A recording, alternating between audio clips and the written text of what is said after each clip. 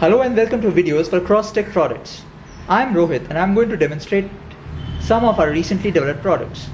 This box over here is a high voltage industrial motor driver. It is capable of running motors with capacity up to 2 horsepower at voltages of 200 volt DC. It can run both field excited and permanent magnet DC motors. It has lots of safety features built into it. It's short circuit protected, over voltage stripping, isolation between the driver and the controller, and a lot of safety fuses for any problems. Over here you see the input ports. One is for giving 220 volts input and the other one is for connecting it to the motor. At the other end we have the driver port. This is connected to the controller. So for a practical user, it's a very simple box. You just connect 3 wires and the box is ready to work. Hello. The black box being shown here is the data acquisition and the PWM generating box. This box generates the control signal for our motor driver for running the motors. Also, this box has 2-channel data acquisition system with 10-bit resolution and sampling rates up to 100 samples per second, which means we can measure 2 industrial inputs for post-processing and data plotting. This unit can work standalone with the PC or can interface with the KROS Tech advanced console, which will be demonstrated next. Over here you can see the data ports for this. This cable over here is for interfacing it with the PC. The cable over here is for interfacing it with the motor controller box. And over here we have 2 channels of analog inputs. 2 channels analog input sensors can be connected to this. Right now over here we have a distance measurement sensor for demonstration purposes. 2 of such sensors can be connected to this box and it can be programmed to give you outputs. Let's begin by giving a quick demonstration of this console unit. I'll avoid using all the features as it would make this video needlessly long. The feature covered will include primarily the motor control. Also at the same time I'll try and give a quick demonstration of the touch panel and the ease with which any layman can control this motor control for automation and control. To begin with, we'll press the power button. The system boots up. Now we press OK button. We get the display message. The console unit, after this display message, sends a command to the data acquisition system to check if it is present or not. On getting a confirmation message from the daughter board, it updates the user of possible errors.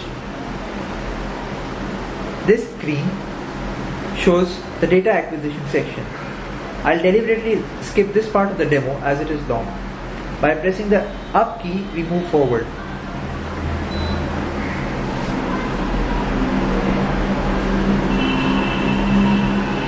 This screen is for the motor control.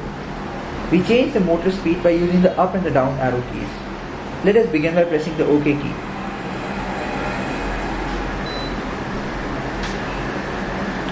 The motor speed is changed by varying the PWM.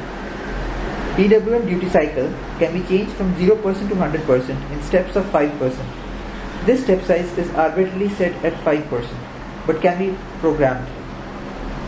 As a special request, we were asked to put a timer feature which will start rolling once the motor is running. Optionally, we have a provision to measure the motor speed and display it on the LCD display for quick control applications. I'll give a quick explanation of all the components of this drive system. On the extreme left, we have our laptop, which is running a data plotting software and data capture terminal, this black screen over there. Adjacent to the laptop, we have the console unit. Adjacent to the console unit, we have the data acquisition system with 2 sensors, one being a potentiometer, other one being a sharp distance sensor. Both of these are analog sensors giving out analog voltage which is captured by the data acquisition system. Behind the data acquisition system we have the motor driver. This is a high volt motor driver. This works at 220 volt AC, converting it to DC and then taking in PWM inputs from the data acquisition system for running the motor. This is our motor. This is a 2 horsepower 200 volt permanent magnet DC motor. I've put a small cross in front of the motor on the motor shaft so that it becomes more visible while making this video. This whole setup is for the motor driver. This is a custom motor driver which was designed for an industrial application. Let's get started with the demonstration now. The whole setup is ready. I'll start the motor controller for running the motor.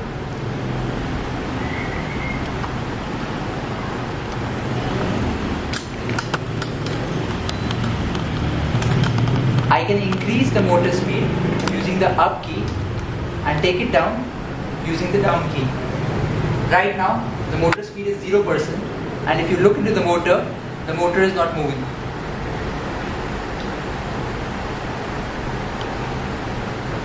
I'll increase the motor speed, and as you'll see, our motor has started rotating at a very slow speed. This is a geared motor with a gear reduction ratio. So this motor moves very slowly because it was a part of the requirement that the motor should at max run at 33 rounds per minute. I'll increase the motor speed now.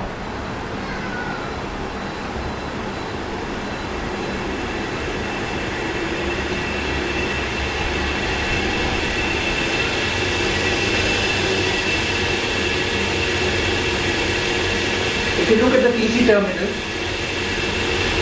you can see all the commands which the console is sending are getting logged on the PC terminal software. This can be used to give information to the PC user about what all commands have been given.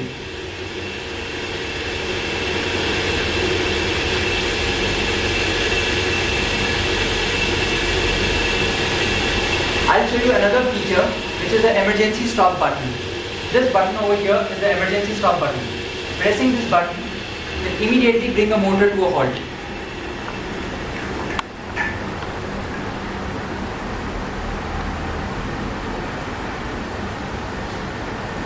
This button is for emergency situation where one has to stop the motor immediately. We will also see the demonstration of the data acquisition system now. I'll give a very short demo of it. Over here you see a potentiometer which is being used to replicate an analog sensor in the industrial environment, and on the display on the right hand corner you can see a numeric value which is showing me the ADC value which this sensor is measuring. I'll change the potentiometer and take new values. I'll turn my potentiometer by some amount. I'll give command to take the measurement from the ADC sensor, and you can see the new value 0264. The value goes all the way from 0000 to 1024 since the ADC is a 10-bit ADC. This data can further be captured on the PC and can be used for data plotting. Let's take another example of it. I'll turn my potentiometer by some amount. I'll give my command for measuring it. I've got another value 077. I'll turn my potentiometer.